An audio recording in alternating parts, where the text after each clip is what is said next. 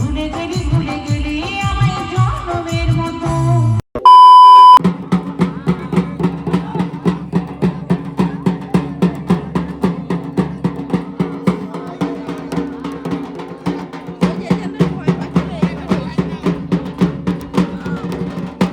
Hello everyone, কেমন আছো তোমরা সবাই? আশা করি সবাই অনেক ভালো আছো, সুস্থ আছো। আমরাও বেশ ভালো আছি আর সুস্থ আছি। আমার নতুন একটা ভিডিওতে তোমাদের সবাইকে ওয়েলকাম জানাচ্ছি। আজকে আমি তোমাদের সঙ্গে শেয়ার করব 12 তারিখের ভিডিও। তোমরা তো জানোই আমি এসেছি বাড়ি, কারণ আমাদের গ্রামে গাজন উৎসব হচ্ছে। এখন এই যে দেখো আমি আমাদের খেলার মাঠে রয়েছি, আর এখন বাজে ওই 5টা 5:30। তবে হ্যাঁ, আমি এই খেলার মাঠে রয়েছি ভোর 3:30 থেকে, কারণ এই খেলাগুলো ভোরবেলা থেকেই হয়। এবার কেন জানি না একটু লেট হয়ে গেছে। তো গ্রাম বাংলায় এই রকমের গাজন উৎসব প্রায় কম বেশি সব জায়গাতে দেখা যায়। বিভিন্ন রকমের খেলা হয়। এটা হলো কাঁটা খেলা, আবার পরের দিন সকালে আগুন নিয়ে খেলা হয়, আরো অনেক রকমের হয়। তবে আমাদের গ্রামে এই দুটোই। আর ওই যে শেষের দিন চড়ক, মানে বড়শিতে বেঁধে পিঠে বড়শি লাগিয়ে যেটা পাক খায়, ওটা কিন্তু আমাদের এখানে হয় না, আমি কখনো দেখিও নি। ওটা একবার দেখার ইচ্ছা আছে কখনো। কাদের কোথায় হয় একটু কমেন্টে জানিও। কতগুলো দিন বা কতগুলো মাস পর যে আমি এরকম সূর্য ওঠা দেখছি সকালবেলা, তার কোনো ঠিক নেই। দেখো এখনো সূর্য ওঠেনি, সূর্য উঠছে। তো ওখানে খেলা দেখা শেষ করে বাড়ি এসেছি 3:30 থেকে চেতন। বাড়ি আসতে আসতে প্রায় 6টা বেজে গেছিল, মানে এখনো 6টাই বাজে, এই যে দেখতে পাচ্ছ। তো এখন মায়ের বাসি কাজকর্ম সেরে নেবে। আমি ভাবছি আরেকটু রেস্ট করে নিই, কারণ আজকে আমাদের গ্রামে রয়েছে ভালো প্রোগ্রাম। সন্ধ্যাবেলায় বাজি ফাটা, তারপরে গানের অনুষ্ঠান, সেগুলো দেখতে গেলে রাত জাগতে হবে, তাই একটু ঘুমিয়ে নিতে হবে। একটা কথা সত্যি, যতটা সকাল সকাল ওঠা যায় মাইন্ডটা কিন্তু ফ্রেশ থাকে। এই রকমের একটা সুন্দর সকাল আমি কিন্তু অনেক দিন পর দেখলাম। আর আমার একটা খারাপ অভ্যেসও আছে বলতে পারো, একবার ঘুম ভেঙে গেলে না আর ঘুম আসতে চায় না। অনেকের দেখবে ঘুম ভাঙলেও আবার যখন ঘুমায় ঘুমিয়ে পড়ে, কিন্তু আমার আবার সেটা হয় না। এমনই ঘুম পাতলা যে একটা ছোট্ট আওয়াজেও আমার ঘুম ভেঙে যায়, আর একবার ঘুম ভেঙে গেল তো আর ঘুম আসবে না। তো ওই 6টা থেকে একটু ঘুমানোর চেষ্টা করেছি, কিন্তু ঘুম আর আসেনি। শুয়ে শুয়ে ফোনই দেখছিলাম, তাই মা বললো উঠে পর চা করব। তো চা বিস্কুট খেলাম, আর তারপর আমি কালকে বাড়ি এসে মাকে বলেছিলাম আমাকে একটু তোমার হাতের চাউমিন বানিয়ে দেবে। তো সেই মতনই দেখছি মা সকালবেলায় কখন গিয়ে দোকান থেকে চাউমিনও কিনে নিয়ে এসেছে। তো মাই কাটছিল, তারপরে মা গেল জল আনতে। আমি ভাবলাম আমি বাদ বাকিটুকুনি কাটাকুটি কমপ্লিট করে নিই। আর ডিমের গন্ধ মা একদমই সহ্য করতে পারে না, তাই ডিমটা আমি ভেজে নিলাম, আর তারপরে কড়াইটাকে ভালো করে ধুয়ে নিয়ে এসেছি। এবার চাউমিনটা করে নেবার শেষে আমার জন্য ডিমটা মিশিয়ে দেবো, আর মায়ের জন্য আগেই তুলে নেবো। আমরা বরাবরই চাউমিন এইভাবেই করি, কারণ আমার মা ডিম খায় না, সেই জন্য।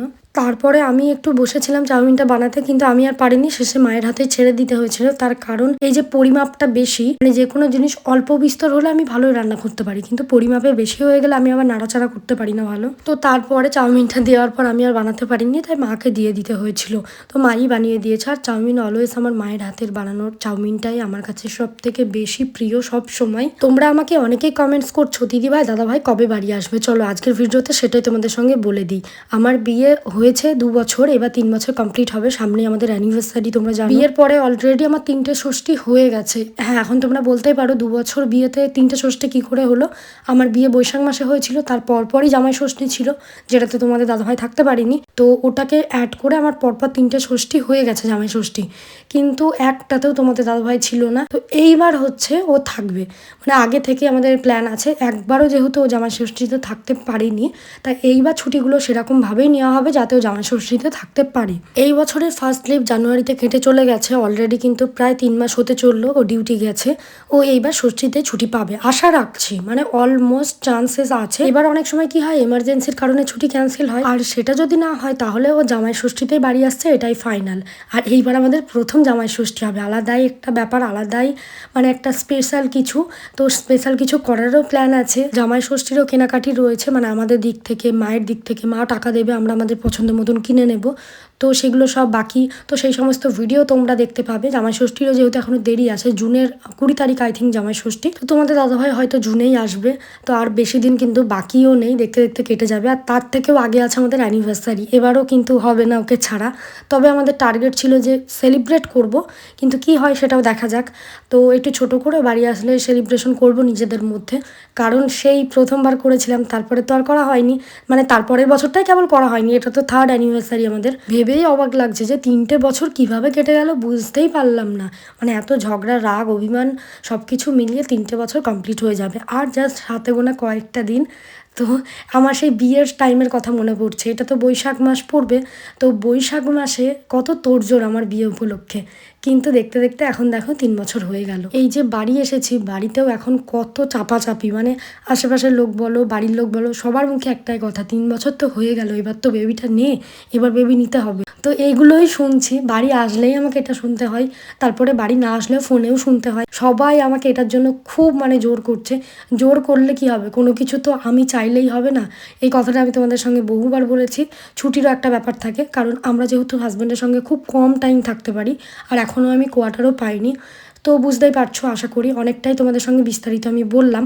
আর সত্যি বলতে আমাদের এতদিন প্ল্যানিংও ছিল না, তবে হ্যাঁ নিয়ে নেব খুব তাড়াতাড়ি, এটা তোমাদের সঙ্গে বলতে পারি।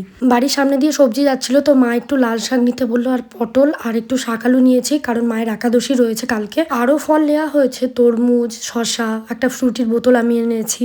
তো কালকে তো একাদশী, তোমরা কারা কারা একাদশী করো কমেন্টে জানাবে। আমার মা করে, মানে আমার মা অনেকদিন থেকেই করছে আর কি। দাদু মারা যাওয়ার পর একাদশী করতে হয়েছিল 1 বছর, তারপর থেকে আমার মা আর ফেলেনি, তখন থেকেই করছে। যাই হোক, তো এই যে দেখো আজকে তো আমাদের গ্রামে অনুষ্ঠান, তোমরা জানো, আর অনুষ্ঠান মানেই মেলা, অনেক লোকজন আসবে। তো সেই কারণে দেখো মা 1 কেজি মতন চিকেন আনিয়েছে, আর আমি বসেছি চিকেনটাকে ধুয়ে বেছে পরিষ্কার করার জন্য। আর এত রোদ তোমরা দেখতে পাচ্ছ, আমাদের বাড়িতে দুটো বড় কাঁঠাল গাছ রয়েছে, যার জন্য একটু আধটু ছাওয়া পাওয়া যায়, কিন্তু প্রচন্ড রোদের তাপ বাইরে এই কটা দিন, মানে ভীষণ রোদ। ওই যে দেখতে পাচ্ছ একদম কলের পাড়ে তো একটুও ছাওয়া নেই কোথাও। তো আমি এই কোনাটায় জাস্ট কোনো রকমে বসে মাংসটা বাছলাম, এবার ধুয়ে নিচ্ছে। আর কাঁঠালগুলো দেখো কতটা বড় হয়ে গেছে। লাস্ট আমি যখন এখান থেকে গিয়েছিলাম, কাঁঠালগুলো একদম ছোট ছোট ছিল, ভিডিওতে তোমরা দেখেছিলে, আর একটা পেরেও ছিলাম তার মাঝে, এঁচো চিংড়ি করা হয়েছিল। 20-25 দিন পর এসে দেখছি কাঁঠালগুলো বেশ বড় হয়ে গেছে। আর এই যে দেখো মা যাচ্ছে সন্ন্যাসী দেখতে, বাড়িতে শিব আসে সবারই, তোমরা মোটামুটি জানোই। কিন্তু আমাদের বাড়িতে এবছর শিব উঠবে না, কারণ ওই যে আমার মায়ের বাবা মারা গেছে, যেহেতু মায়ের ওষুধ চলছে 1 বছর, কাল ওষুধ, সেই কারণে আর কি শিব বাড়িতে আসবে না, ওষুধ বাড়িতে শিব তুলতে নেই। তাই মা ওই গেটের কাছে দাঁড়িয়েছিল, যাতে শিব বাড়িতে ঢুকে পড়ার আগেই বলতে পারে। আর আমিও বেশ কিছুক্ষণ দাঁড়িয়েছিলাম। আজকে 2টো শিব এসেছিল, একটা আমাদের গ্রামের আর একটা বাইরের গ্রামের। আগের দিনও অন্য গ্রামের একটা শিব এসেছিল, মেয়েরতলার শিব, তোমরা নাম শুনেছো হয়তো। এবছর তো আমাদের বাড়িতে শিব উঠলো না অসুচের কারণে।